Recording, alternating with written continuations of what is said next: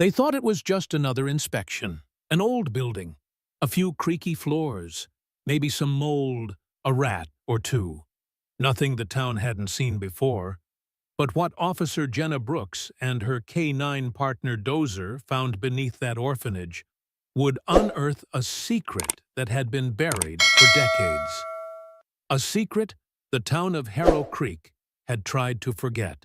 And that secret started with a growl. It was supposed to be simple. Harrow Creek was a quiet town, founded in the 1850s, home to one grocery store, a faded post office, and a football team that hadn't won a playoff game since '97.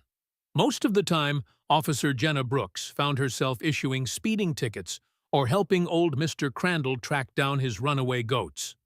So when she was asked to swing by the old Briar Glen Orphanage for a routine safety inspection, she figured it'd be another yawner of a Wednesday. She brought Dozer along mostly out of habit. He was getting up there in years, 7.5 now, but his instincts were still razor-sharp. Once a bomb-sniffing K-9 deployed in Afghanistan, Dozer had saved more lives than Jenna could count. These days, he spent most of his time napping in the squad car or giving side-eye to squirrels at the park. "Come on, partner," Jenna said, opening the back door of her cruiser. "Let's stretch those legs." The orphanage sat at the edge of town, tucked between a dried-up creek and a row of leafless trees that made it feel more forgotten than it was. The building had that eerie, peeling paint charm that only 60 years of Midwest winters could deliver. Briar Glen had been around since the 1950s, taking in kids nobody else would. Foster rejects, trauma cases, abandoned infants. It had a reputation. Not bad exactly, just quiet. Too quiet. The director, a silver-haired woman named Ms. Larrabee, greeted Jenna with a smile that didn't reach her eyes. "Just some minor floor warping near the south hallway," she said, ushering her inside. "It's an old building, you know how it is." Jenna nodded and glanced down at Dozer, who was already sniffing along the faded linoleum. The halls were lined with watercolor paintings, happy stick figures, sunny skies, that sort of thing. But Jenna could feel it in her bones. Something wasn't right. The air was thick, heavy like dust, and something older. As she walked past one of the doors marked South Wing, Restricted Access, Dozer stopped cold. He stared at the wall, ears perked, and let out a low, guttural growl. Jenna froze. "Dozer," she said under her breath. "What is it, boy?" The German shepherd sniffed closer, pawed once at the floor, then backed up and barked. Not loud. Controlled. Intentional. "Probably a squirrel in the crawl space." Ms. Larrabee offered from behind. Her smile was still there, but Jenna could feel the tension in her voice now. "Old buildings attract critters, you know." Jenna forced a polite laugh, but her eyes never left the spot where Dozer had barked. "Mind if I come back and check this room later? Maybe with a heat sensor? Just to rule out anything structural?" Ms. Larrabee hesitated, just for a breath. "Of course. Whatever you need." Jenna made a mental note. South Wing. Dozer's reaction. The delay in Larrabee's answer. It was nothing on paper, but her gut told her everything. Back in the squad car, Jenna scribbled notes into her worn leather notebook. She glanced at Dozer, who sat alert in the passenger seat, tail thumping once every few seconds. "Still sharp as ever," she muttered. The report she filed was bland enough. No obvious code violations, minor structural issues. Follow-up needed. But later that evening, she returned. No lights, no sirens, just her and Dozer, and a crowbar. The orphanage loomed in the moonlight, like something out of an old horror film. The windows were dark. The wind whispered through the trees like it had secrets to tell. Jenna used a back entrance she'd noticed earlier. The alarm system was old, probably didn't even work. She stepped carefully through the south wing hallway, flashlight in one hand, her other resting on the grip of her service weapon. Dozer led the way, nose twitching with focus. He stopped at the same section of wall, then turned and barked again. This time, Jenna didn't hesitate. She knelt and examined the floorboards. They looked normal, same dusty tile, same old finish. But when she tapped them, the sound changed. Hollow. She pried up one board, then another. Beneath the tile was concrete, and in the middle of that concrete was something strange. A thin metal ring, rusted but intact, embedded in the ground like a handle. A hatch? She pulled. It groaned in protest, thick with age and damp. Beneath it, a narrow staircase led into the dark. Hey, if you love stories where brave canines uncover the truth and change lives, make sure to hit that subscribe button to our YouTube channel, Heroes for Animals. We tell real and inspired stories that honor the loyalty, instincts, and courage of our four-legged heroes. Don't miss what happens next. Jenna wasn't easily rattled. She'd served 3 tours in Iraq as an MP, been shot at, chased down gang suspects, even once talked down a suicidal teen on a bridge during a snowstorm. But this staircase gave her pause. She clicked on her flashlight, motioned for Dozer to stay close, and descended. The air changed as soon as she stepped down. Cooler, stale, like it hadn't been touched in years. At the bottom, her light swept across the room. Concrete walls, crumbling insulation, and scattered across the floor, children's toys. A plastic truck missing its wheels.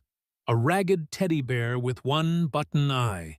Crayon drawings on the wall, faded but still visible. One showed a house with a sad face. Another, stick figures behind bars. Jenna swallowed.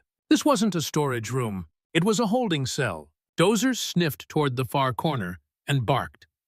Jenna approached carefully. There, tucked beneath a rotting blanket, was a child's shoe. She picked it up. It was small, worn. Inside, someone had written a name in faded ink. Emily. Jenna's fingers curled around the shoe as something inside her twisted. Memories she didn't like to revisit came rushing back. Foster homes, closed doors, the smell of fear and bleach. She looked at Dozer, who sat perfectly still, watching her. They weren't done here, not even close. This wasn't just about a weird room in a basement. This was something darker, something buried. And Officer Jenna Brooks was going to dig it up. The next morning, Jenna sat alone at the precinct, sipping bad coffee that tasted like burnt popcorn. The sun hadn't even cleared the rooftops, but her thoughts were already buried in that basement. She couldn't shake the image of the child's shoe. She'd logged the evidence, marked the location, and filed an incident note into the system, just enough to cover herself, not enough to trigger attention. Harrow Creek wasn't the kind of town that welcomed digging into its past, and Jenna had learned the hard way that certain stones, once turned, couldn't be put back. She looked down at Dozer, who lay curled at her feet, head resting on his paws. "You knew it wasn't just a squirrel," she said softly, brushing his ear.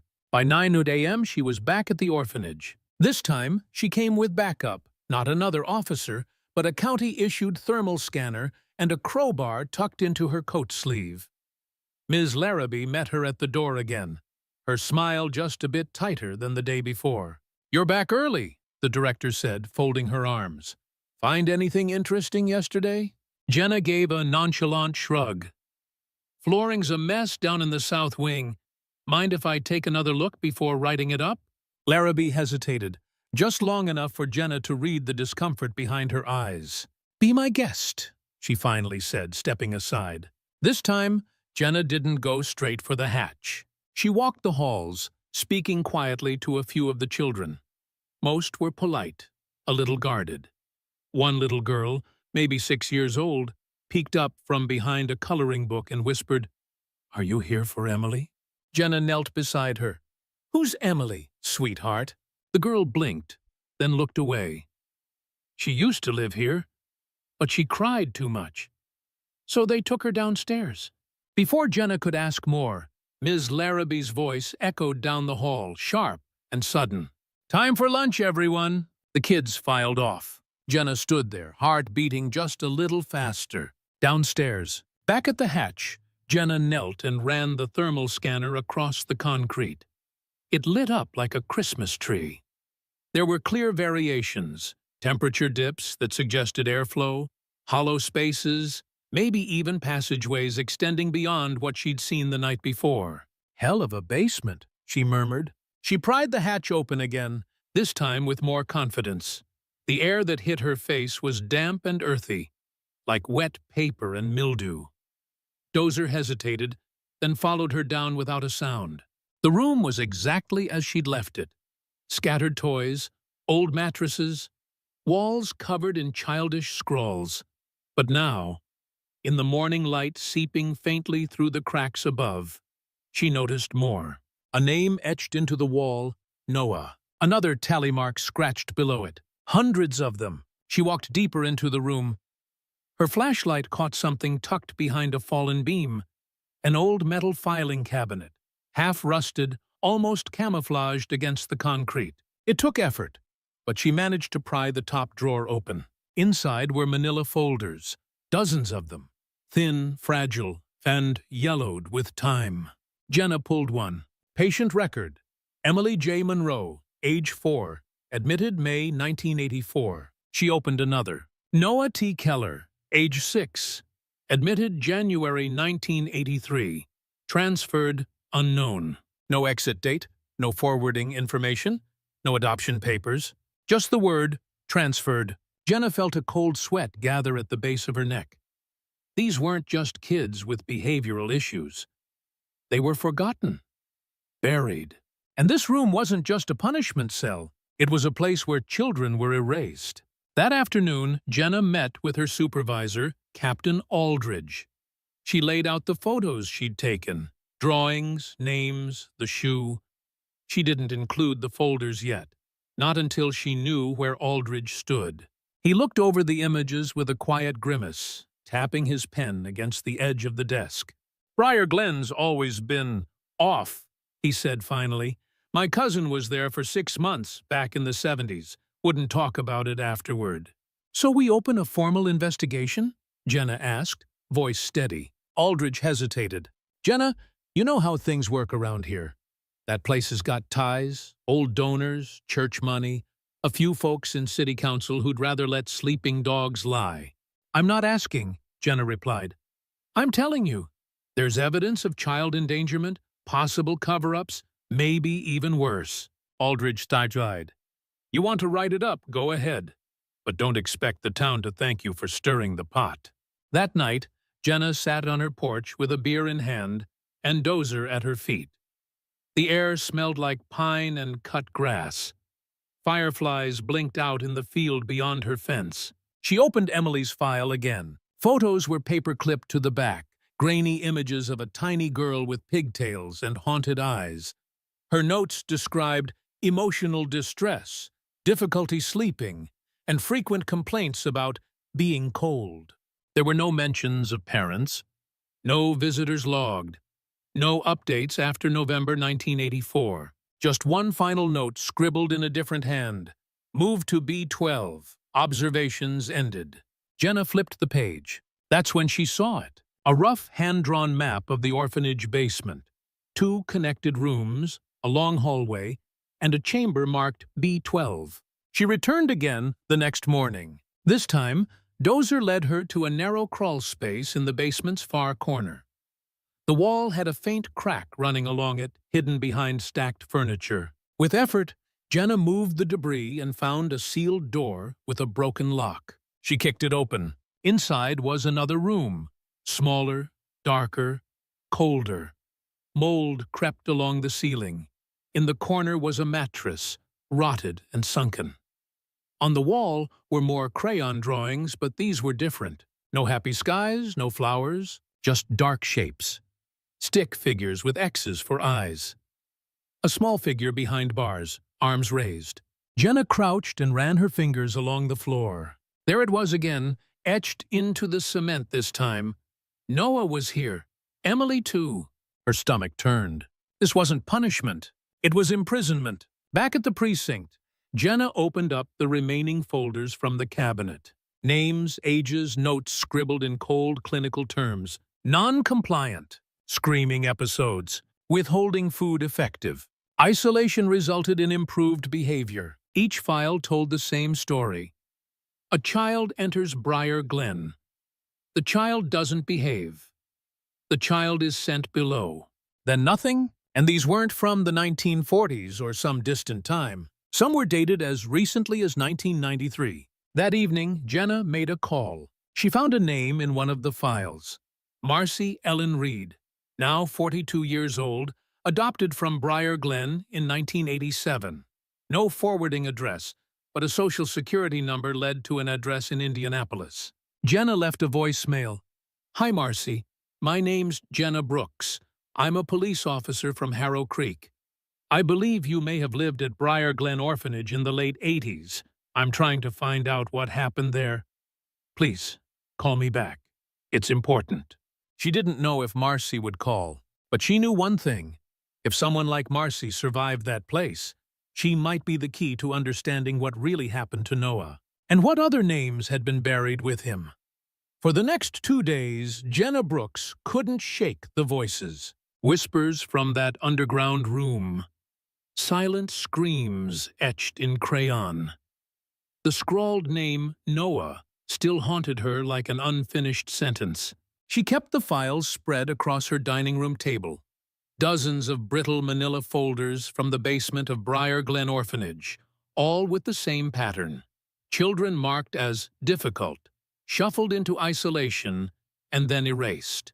The further she read, the more horrifying it became. Some records listed only first names. Others were scratched out entirely. Dates ended abruptly. Many bore a final note stamped in red. Transferred, no follow-up required. Transferred to where? And why were there no adoption records? Jenna sipped lukewarm coffee and flipped another folder. Her hand stilled at the name, Noah T. Keller, age 6. His intake form was brief. No photo. Just a scribbled comment in the margin. Refuses to speak, possibly mute. Cries when lights are turned off. Her chest tightened. She glanced across the room at Dozer, who lay quietly near the sliding glass door, watching birds hop along the fence. "Did they just leave them down there?" she whispered. The silence was answer enough. That afternoon her phone rang. An Indianapolis number. She snatched it up. "Jenna Brooks!" A voice, tentative, wary. "This is Marcy. You left a message about Briar Glen." Jenna sat straighter. "Yes, thank you for calling. I know this might be hard, but—" "I remember everything," Marcy interrupted. There was no emotion in her tone, just cold fact. "I was 6 when they locked me down there."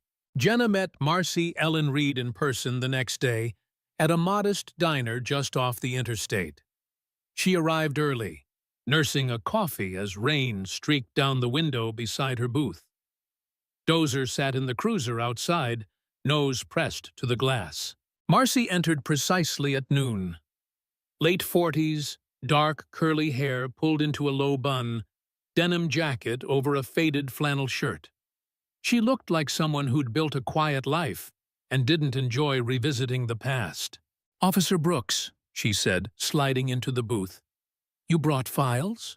"I did," Jenna replied, pushing a folder across the table.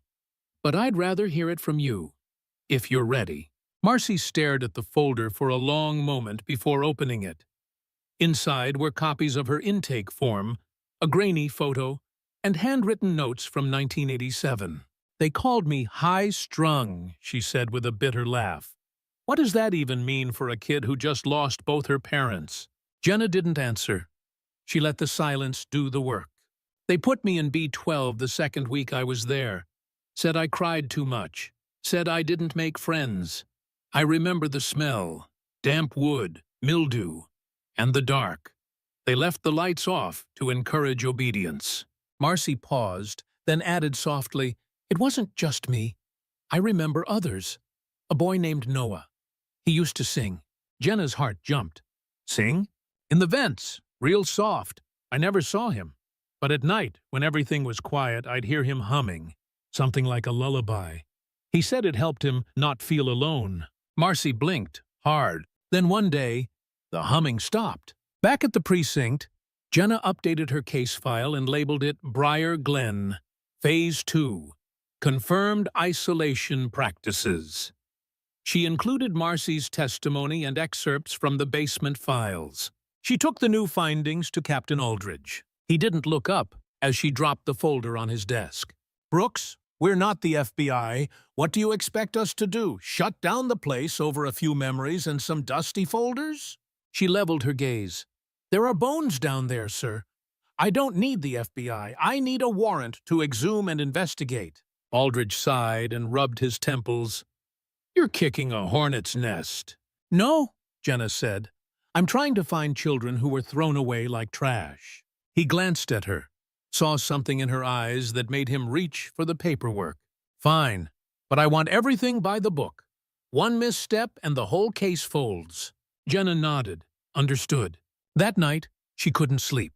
The rain had stopped, but wind thrashed the trees outside her window. She stood barefoot in the kitchen, flipping through the file on Noah again. One note caught her attention. "Attempts to escape on 3 occasions. Shows extreme fear of being alone." Her mind drifted back to Marcy's story. The singing, the silence, the crayon drawings. She remembered one particular picture in the basement. 2 stick figures holding hands under a sunless sky.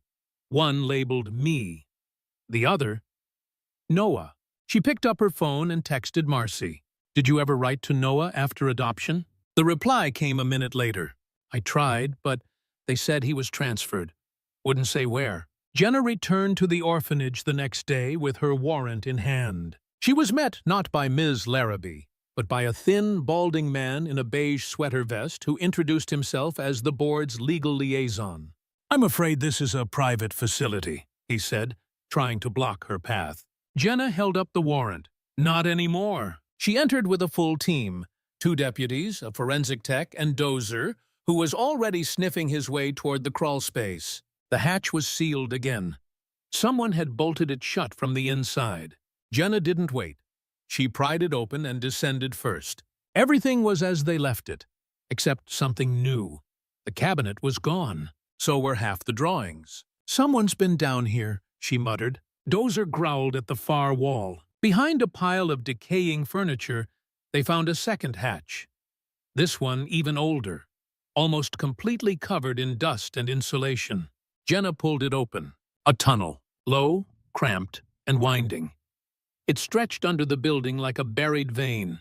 At the far end, they found a locked iron door. Jenna's heart pounded as she pushed it open. Inside was a room no bigger than a closet.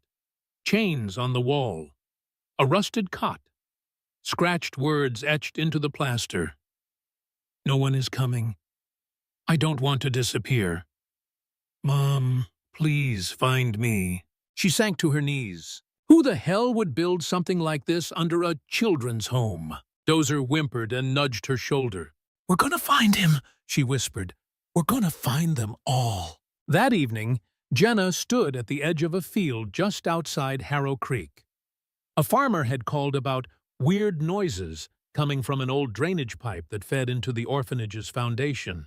It was sealed with concrete, but poorly. A forensic team drilled through. Inside were bones. Small ones. Dozens. The county coroner took over. The news spread fast. For the first time in decades, people in town were talking about Briar Glen, and not in the way the board of directors would have liked. And yet, Noah was still missing. No confirmed remains, no official record, no photo.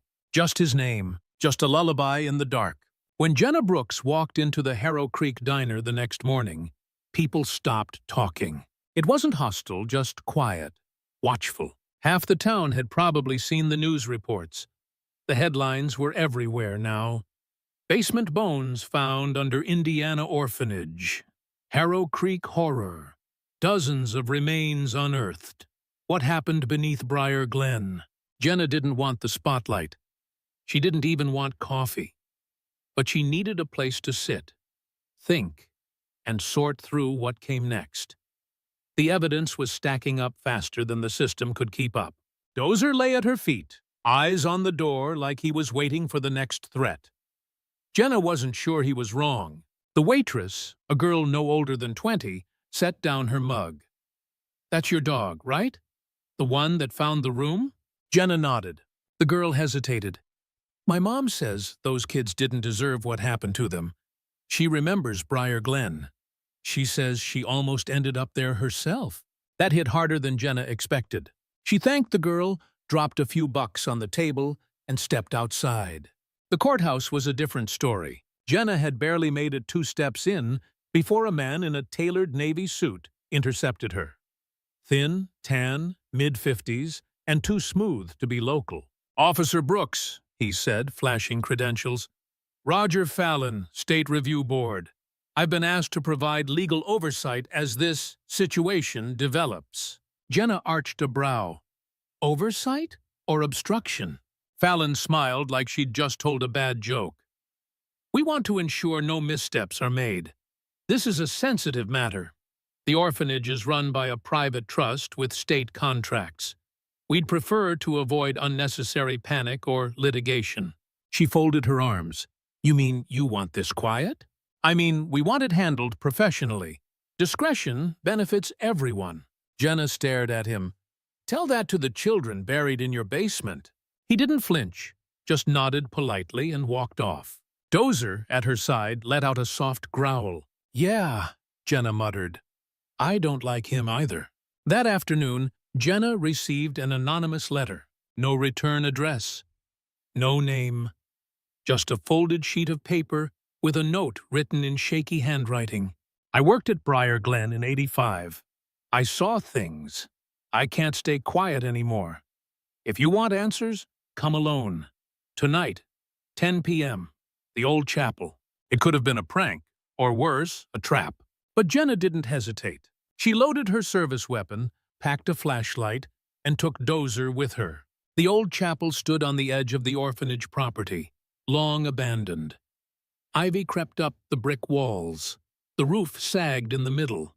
The front doors groaned open with a sound like a wounded animal. Inside, dust danced in the flashlight beam. Jenna moved carefully, Dozer leading the way. A figure sat at the front pew, older, hunched, wearing a wool coat despite the warm night. He turned as she approached. Early 70s, maybe. Gray hair, wire-rimmed glasses, and eyes that hadn't slept in weeks. "I thought maybe you wouldn't come," he said. "I'm here," Jenna replied. "You wrote the note?" He nodded. "Name's Clarence Miller. I was a custodian. Started in '84, worked nights." She sat down a few feet away. Dozer sat between them. "I never hurt no kids," Clarence said quickly. "But I saw things, heard things. They didn't call it punishment. They called it behavioral redirection." He swallowed hard. "They had rules. Quiet kids got adopted. Loud kids got locked up. If you asked too many questions, they said you weren't a team player." Jenna opened a small notebook. "You ever see a child named Noah Keller?" Clarence nodded. "Yeah, little guy. Barely talked. Always drawing. Used to sneak him graham crackers when no one was looking." "What happened to him?" Clarence looked down. "One night, he tried to run. Got out the hatch, made it past the yard. They caught him. Next morning, his name was off the board. Nobody talked about him again." "Did you ask?" "They said he was transferred, but I heard Ms. Groves, the head nurse, screaming at someone that they went too far. She left the next day." Jenna leaned in. "You think he died down there?" Clarence nodded. "If not that night, then soon after." Jenna's hands tightened into fists. Clarence looked up. "You're the first one to ever ask." The next day, Jenna pulled Groves's file. Margaret Groves, former RN. Left Briar Glen abruptly in 1985. No official reason listed. It took a few hours, but Jenna tracked down a current address. Groves was living in a senior complex 2 towns over. She went in person. Margaret Groves answered the door slowly, cautious. She was in her 80s now. Small, frail. When Jenna explained who she was, Groves paled. "You're here about Briar Glen." Jenna nodded. "I need the truth." Margaret's eyes welled up. I tried to stop them, I did. But they had a system. Children that were difficult, they weren't seen as people anymore. They were problems to be contained. She reached into a drawer and pulled out a photo. A boy with dark curls and wide, frightened eyes. "Noah," she said, "that was the last picture I ever saw of him." Jenna held back tears. "Do you know what happened?" Groves shook her head. "I was told to stop asking. I was reassigned to a psych hospital in Ohio the next week. They said my concern was compromising." She gripped Jenna's arm. "Find him, please. Someone has to tell the truth." Back in Harrow Creek, things were changing. Reporters began camping outside the precinct. Protesters stood at the orphanage gates with signs that read, "Children deserve justice," and shut it down. And Jenna was officially told by the department to step back from the case. They cited public optics, said it was above her jurisdiction now. She didn't argue. She just made copies of every file she had, backed them up to the cloud, and forwarded everything to a federal child welfare investigator in Chicago. If they thought they could bury this again, they were wrong. That night, her squad car was keyed. 4 long scratches across the driver's side. A dead rat left on the windshield. Dozer growled when he smelled it. Jenna didn't flinch.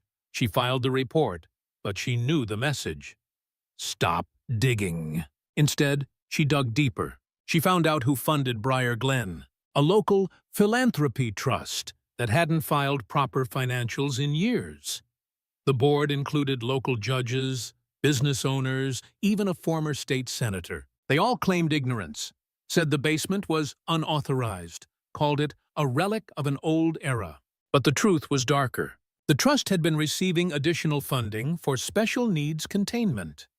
The language was vague, but the numbers were clear. Children were being paid for, not adopted, warehoused. Late that night, Jenna sat on her porch, files spread out across her lap, wind tugging at the pages. Dozer lay beside her, ears twitching. She looked at a map of the orphanage tunnels, Clarence's note, and a list of unmarked child remains recovered so far. But still no proof of Noah, until she noticed something new. At the bottom of one old intake form, a transfer document, someone had scribbled in pencil, "Moved to storage, 2nd foundation level." A second basement? Her heart slammed in her chest. She grabbed her keys. "Come on, boy," she said to Dozer. "We're not done yet." The map didn't lie. Behind a collapsed wall and a half-century of mold and rot, there really was a second basement beneath Briar Glen. Not listed on any blueprints, not acknowledged in any permits. Jenna Brooks found it late on a Thursday night. With Dozer at her side and a heart full of questions she was no longer afraid to ask. The stairs were narrower here, steeper, designed for utility, not safety. She moved slowly, flashlight sweeping the cobwebbed walls. It smelled like rust, mildew, and something older. Something forgotten on purpose. At the bottom was a room she could only describe as clinical. Cement floors, no windows, 4 locked storage units with steel doors. One was marked B12. She stopped. Dozer sat beside her, tail still, ears high, body tense. Jenna took a breath, then opened the door. Inside, the walls were bare, except for scratch marks. Hundreds of them. And in the far corner, half buried under a tarp and rotted canvas sheets, she found the remains. Small, fragile, wrapped in what looked like a child's blanket. The DNA results would take time, but in her gut, Jenna already knew. She had found Noah. By morning, news helicopters hovered over Briar Glen. The second basement discovery had broken the dam. National outlets arrived in droves. Canine dog uncovers secret room beneath orphanage became the top trending headline for 2 days straight. But Jenna didn't care about the press. She cared about justice. She sat in the coroner's office that afternoon, reviewing preliminary findings. The child in B12 had likely died of dehydration. There were signs of restraint. No official cause of death listed on any record. No record of his removal. Just silence. Jenna leaned forward. How long would a child have lasted down there? The coroner looked grim. 3 days, maybe 4. Alone. No food, no water, no light. Jenna's fists curled at her sides. Someone had sentenced that little boy to die. Quietly. Intentionally. And then they built over him. Jenna needed answers, more than paper records and coroner reports. She needed someone who had lived it. Someone who could speak for those who couldn't. She called Marcy. The line rang 3 times before the familiar voice answered. "Is it Noah?" Marcy asked. "Yes," Jenna replied. "I found him." The silence that followed felt like the air had been sucked from the line. Marcy finally spoke, and her voice cracked. "I always knew. They said he was transferred, but I knew that was a lie. I felt it the night he stopped humming, like something was missing from the air." Jenna said nothing. She didn't have to. They met again. This time not in a diner, but outside the orphanage ruins, where protest signs lined the gate and a small memorial had formed. Teddy bears, candles, photos of missing children with question marks where adoption dates should have been. Marcy stood quietly beside Jenna, a scarf wrapped tight around her neck, knuckles white as she clutched a faded drawing, a crayon sketch of 2 stick figures holding hands. "One's me," she said softly. "The other's Noah. We never met face to face, but we were friends." "How's that possible?" Jenna asked. Marcy tapped her head. "When you're locked away, you find ways to survive. Even just the sound of someone breathing on the other side of a wall can be enough." She turned to Jenna. "But he stopped breathing, didn't he?" Jenna nodded. They stood in silence. Later that night, Jenna was sitting at her kitchen table, files spread everywhere, when her phone buzzed. A blocked number. She let it ring twice before answering. A gravelly voice spoke. "You want the whole story? Come alone. Tomorrow night. Trailer park off County 9, Lot 42, midnight." The line went dead. Jenna stared at the phone for a beat, then looked at Dozer. "Well, partner," she said, "we've come this far." The trailer park was as run down as she remembered from her early patrol days. Patchy grass, rusted mailboxes, porch lights that flickered like warning signs. She parked quietly, left the engine running, and approached Lot 42 on foot, with Dozer at her heel. A porch light clicked on. An old man sat in a plastic chair, oxygen tank beside him, a faded military cap on his knee. He looked up as she approached. "You're Brooks?" "Yeah." He motioned her closer. "Name's Carl. Worked security at Briar Glen from 83 to 89.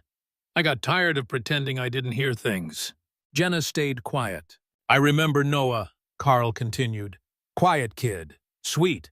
Staff didn't like him much. Said he cried too much. Made the others nervous." He looked away, jaw clenched. "One night, I was on shift when they brought him down to B12. Said he bit a nurse. Told me to lock the door and forget it." Jenna's voice was ice. "And you did?" Carl didn't flinch. "For a while, but I couldn't sleep. I came back 3 hours later and opened the hatch. He was curled up in the corner, singing to himself." He paused. "It was the saddest thing I ever heard." Jenna swallowed. "Did you help him?" "I tried, brought him water, slipped him half a sandwich, but they caught me. Next day I was reassigned to groundskeeping. They said if I opened my mouth, I'd be buried deeper than that boy." Jenna leaned forward. "Why now?" Carl stared at her, eyes red-rimmed. "Because I'm dying, and that boy deserves better than my silence." He pulled a crumpled envelope from his coat and handed it over. "Every internal memo I stole before I left. Names, schedules, notes. They covered it all up, officer. They knew. The board, the director, even a few folks in City Hall." Jenna took the envelope and stood. "Thank you," she said. Carl looked up. "Find the rest of them, for him." The envelope was a gold mine. Internal emails from the 80s and 90s detailing behavioral containment budgets, off-the-books medical logs, and transfer protocols that never involved child services. Handwritten notes warned staff to avoid paper trails.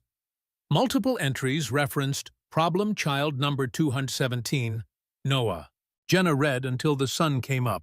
The orphanage had been treating children like inventory.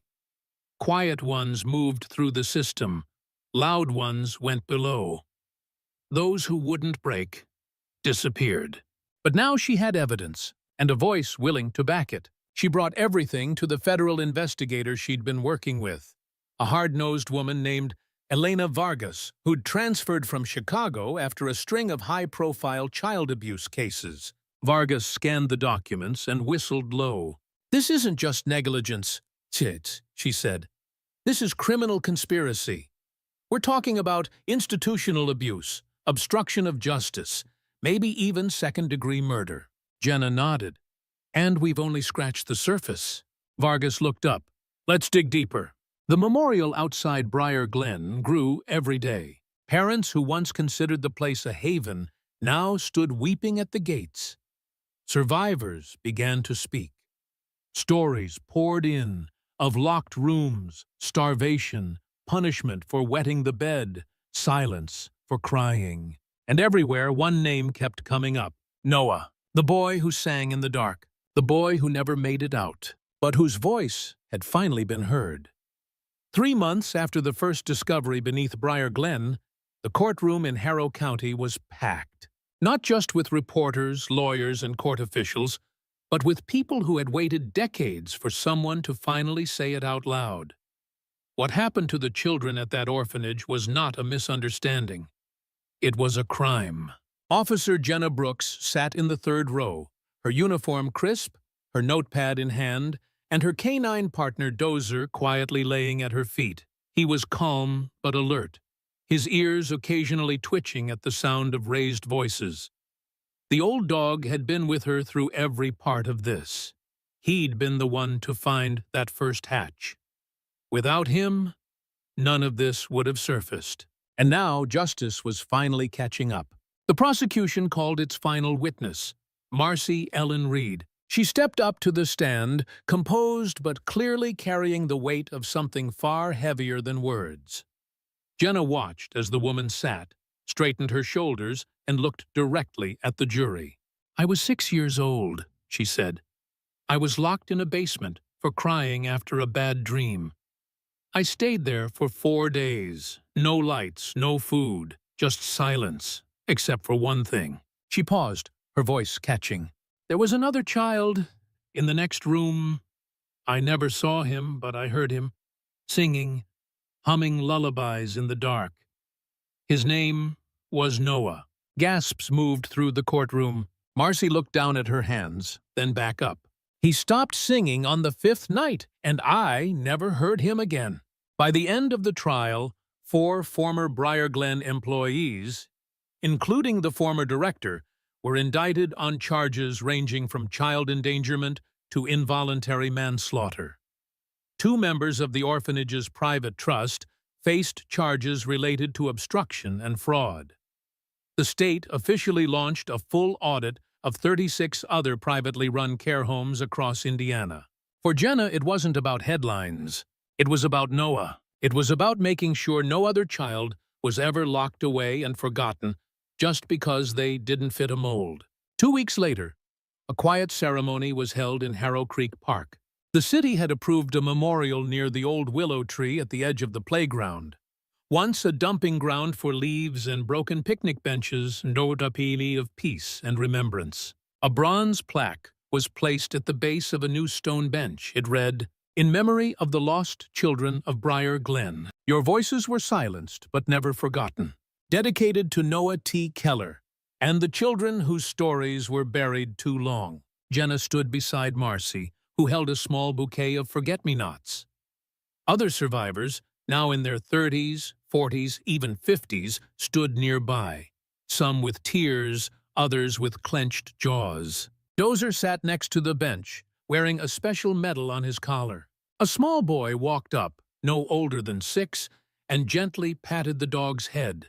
"He found them?" the boy asked. Jenna knelt down. "He did. He helped us listen to voices we'd forgotten to hear." The boy smiled. "He's a hero." Later that evening, Jenna was back on her porch, sipping a well-earned bourbon as the sun dipped low over the hills. The sky was gold and lavender, and the world, for the first time in a long time, felt a little bit quieter. She looked over at Dozer, who lay sprawled on the deck, watching the breeze move through the trees. "You ready to retire, old man?" Dozer thumped his tail once, then rolled onto his back with a lazy groan. "You've earned it," she said. Inside, her living room looked more like a command post than a home. Files, notes, and photos still covered one table, but next to them, on a small wooden stand, was a cassette tape. The label read, "For Noah." Jenna had found it in a forgotten storage box during the final forensic sweep of Briar Glen. The handwriting was shaky, childlike. She'd waited weeks to play it. She finally slid it into her old cassette player and hit play. A faint hum crackled through the speaker. Then a small voice. "Hi, Noah. It's me, Marcy. If you can hear this, I'm okay. I hope you are too. I know they said we're not supposed to talk, but I'm scared, and I miss you." Another pause, a shaky breath. "So, I'm going to sing the song you sang to me. Maybe it'll help." Then the girl began humming. Simple, soft, slightly off-key. A lullaby in the dark. Jenna blinked hard, throat thick. The tape clicked off. The silence after was the loudest thing she'd ever heard. The next day, Jenna submitted her final report. Case: Briar Glen Orphanage. Status: closed. Notes: criminal convictions issued. Memorial constructed. All unclaimed remains to be interred with names or symbols provided by surviving witnesses. She left one section blank, closure, because she wasn't sure that ever really came. But she did know that stories, real stories, had power. And that maybe, if enough people heard what happened, the next Briar Glen would never be allowed to exist. 1 month later, Dozer officially retired from duty. The department held a small ceremony. Kids from the local elementary school drew thank-you cards, some of which featured the dog with a cape.